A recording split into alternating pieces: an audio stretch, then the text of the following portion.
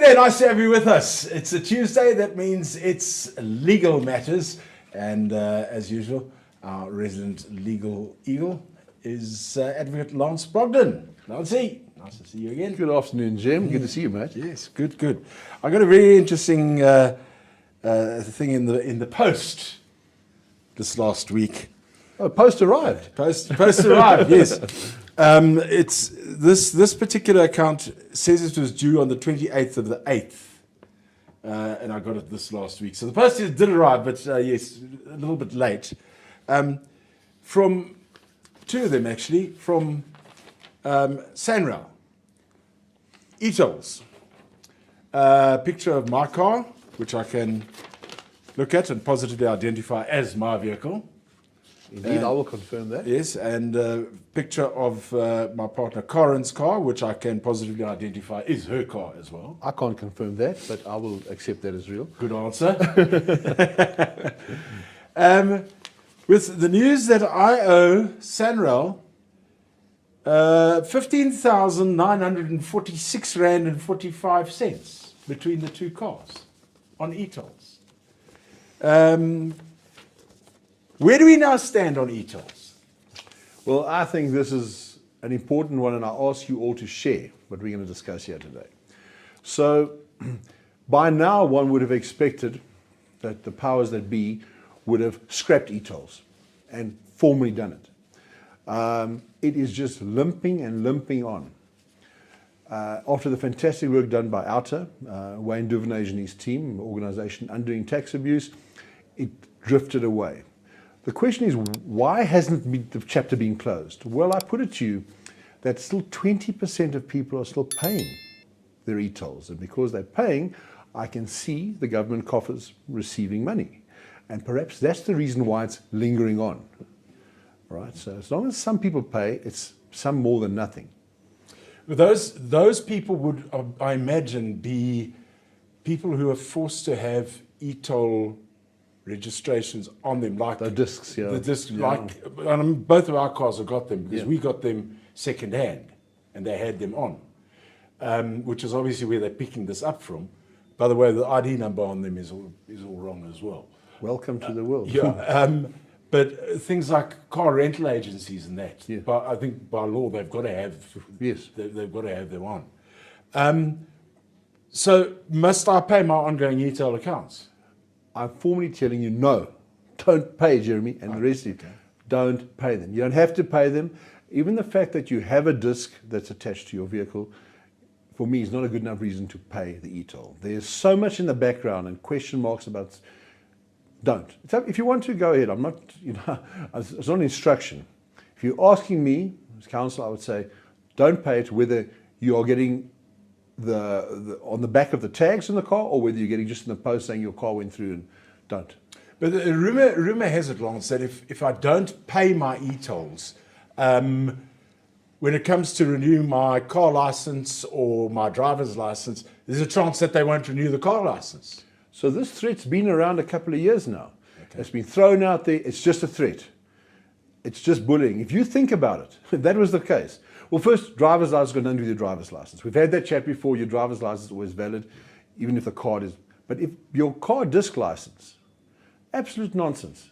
That's a threat to try and make you pay. Imagine if 80% of the people traveling this part of the world cannot get their license for their cars.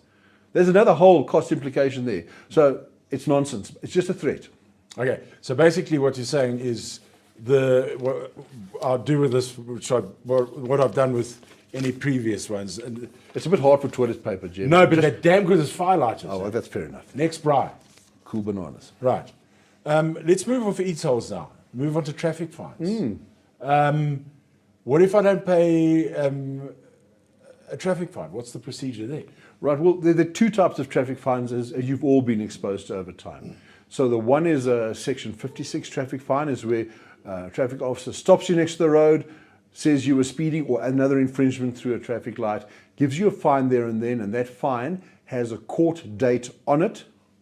If you don't appear in court on that court date, a warrant of arrest will be issued for you. The second is a 341. It's where you went through a camera, or something like that, and it reaches you in the post.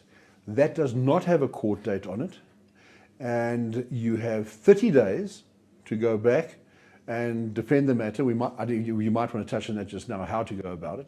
But that one, if you don't then, and they follow up with a summons and a court date, etc., and then you have to appear in court. If you don't then, there'll be a warrant of arrest for you. Does a traffic fine ever prescribe? Well, the National Prosecuting Authority in 2017 made it quite clear that if a summons has not been issued within 18 months, it should prescribe and fall away, and generally it does. However, that's not the same in Joburg and Pretoria because we fall under ARTO here. Slightly different system. So I don't want to get technical, but in Joburg and Pretoria, it doesn't prescribe like that because the ARTO is a slightly different system to the rest of the country.